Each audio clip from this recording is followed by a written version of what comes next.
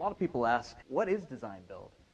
It's a term that we use a lot in the industry, and so we've become pretty familiar with it. But for complex projects like kitchens and baths and additions where much planning is necessary, we feel that there is consistency and continuity with working with a design build contractor versus just a standard general contractor who might say, well, select your materials, get it delivered here, pull your permits, talk to an architect, and call me when you're ready. There's a lot that can go wrong between now and then, right? We feel that working with the customer from the outset to lay a good game plan, it's a collaborative process. We want to listen to what you have in mind, hear about the space, what are your needs, and then plan to go forward together. The framework ultimately is to end up with a fixed price before we're ready to build, have an accurate schedule with start and end dates. A lot of folks say, hey, when can you start? When can you get out to our house? You're going to be more concerned with when we get out of your house. Trust me on that. So you don't want that job creeping up, and it's not good for us either. We can't do business that way if we can't plan out our schedules. Project detailed scope, and we want to make sure that all the plans are in place before we start scheduling subs and material deliveries and things. So we work with you, so you're not going to stand in line for permits. We make sure that we're in compliance with all jurisdictions, making sure that asbestos tests are done, lead-based paint tests are done if applicable, ultimately to have a predictable outcome. So that's all for our crew and for you. What design build is not, this is not a magic wand. We're not going to just doom, it's done. It's a collaborative process, so you need to be invested in it as well. We're going to get to know each other in pre-construction. It could take a couple months to lay it, get all the details set in order. Our guys don't show up in a genie outfit either. So, once they're on site, they're there to do work. They're there to execute the plan that has been thought out. It's been agreed upon. The scope of work is defined. More like a dance, I like to say. We're in it together. It's a process, and we're your partner. Remodeling is certainly not reality TV. I'll admit it. We binge watch a whole lot of Property Brothers at my house. About 3 episodes in, I start making comments about, geez, it seems about 15 minutes into the show, they've taken a wall out and they discovered something that they should have probably known about all along. And then, oh shoot, what happens? And then they throw out a big number and they go to a commercial break. And it's just the drama of the whole thing. And then 15 minutes later, it's all resolved and everybody's happy. And so there's a lot of, it's great TV. And there should be good excitement for remodeling. But it's not just a show, and we try to eliminate the drama that goes into it. You should be as excited from the outset as you are right before construction as you are in the middle of construction. It's actually more like surgery. There's not a whole lot of things I can compare it to, from the costs, the investment, the stress and anxiety. A lot of folks that we talk to, I would say 50% of them have never even remodeled before. So there's a lot of information out there. There's a lot of unknowns. Of the remaining 50, more than half of that have had a bad experience. So there's just a lot of anxiety that goes into it, but it's important. You have to have a good reason to remodel. You have to have a good reason to go get surgery too. You're not going to do it just because your neighbor got surgery. It's invasive, so it's a team effort. Here's some of the tips that we pulled from the ebook for planning your remodel. First, assess the space. There's going to be a checklist to follow here. Things to consider. What's not working? What do you want more of? How long are you going to stay there? So who's going to use the space? These are all key questions. If you take an inventory of that before you start working with a contractor, you're going to get better answers from him. You're going to get, you're going to have already thought through the process. You're going to collaborate with your spouse or your partner and have those answers. And it's not always the same for each person. Create a priority list. If you have that priority list, you know kind of what's non-negotiable, what you got to have, and then you can build around it. Or you can find solutions. A lot of times you'll see, say, for example, a nice picture of a faucet online. Well, that particular brand is going to cost you $2,000, but the same model over here looks the same and performs just as good for $300. So just priority list, we can help with ironing out the details. Find your style. That's also important.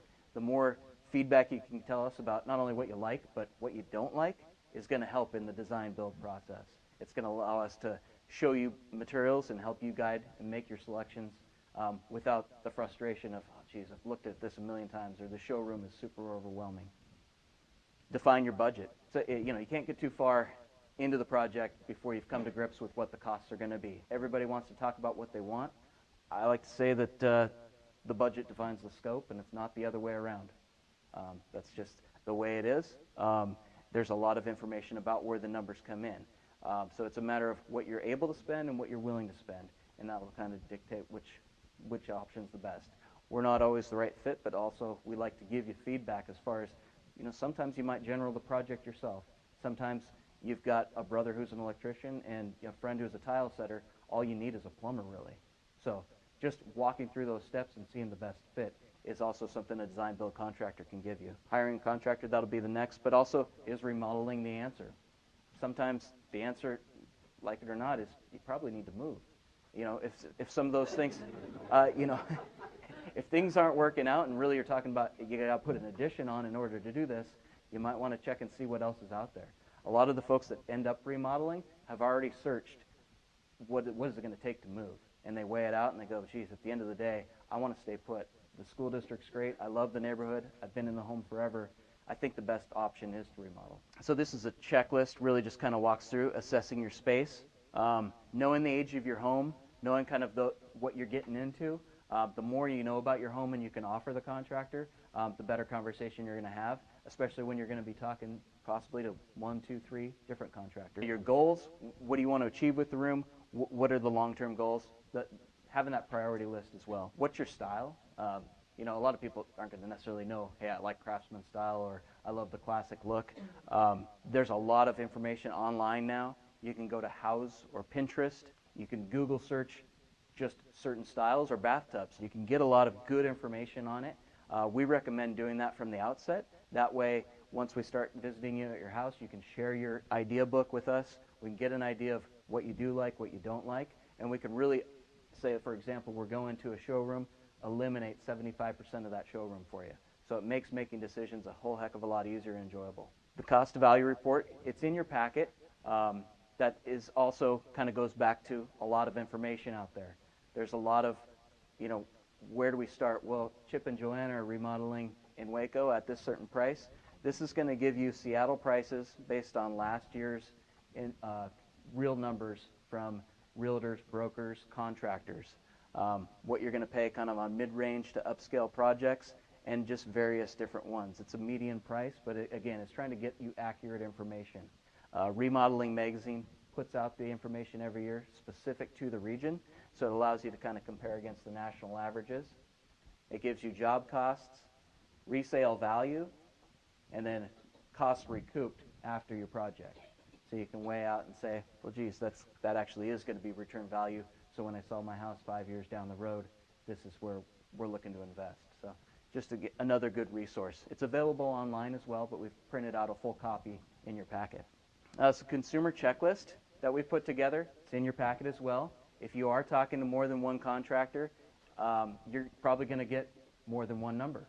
And we get that question a lot. Why is chucking a truck a third of the price less? Well, we can start doing a comparative analysis and see, well, here are some of the standards you can ask them, and you might see where those costs might be lower or less. Overhead, doing business the correct way, those are all things that you want to weigh out when considering contractor. I'd also recommend references. We could talk till we're blue in the face about our achievements, what we're done, or what we can do for you. But talk to the customers who've worked with us. Get at least 10 references. That's an important thing. I say 10, get 15 or 20. Anybody who's been in business long enough should have that database of happy, satisfied customers. Anybody can get a couple family members to vouch for them. So insist on a big number like that. It's best to prepare 5 to 10 questions to ask each person, just so you've got it kind of detailed out, listed out. Be sure to confirm the type, scope of the project that the company completed. If you're talking to a decking contractor and you're bringing him in to do a master bathroom model, find out how many bathrooms he's done. See if that's something he really has expertise in. Complex projects are a lot different than a roof project or a fence job. Here's just some sample questions to ask. It's a good thing. I think any good reference wouldn't mind spending 10 minutes to discuss that with you. Thank you very much for joining us tonight. I hope you enjoyed the program.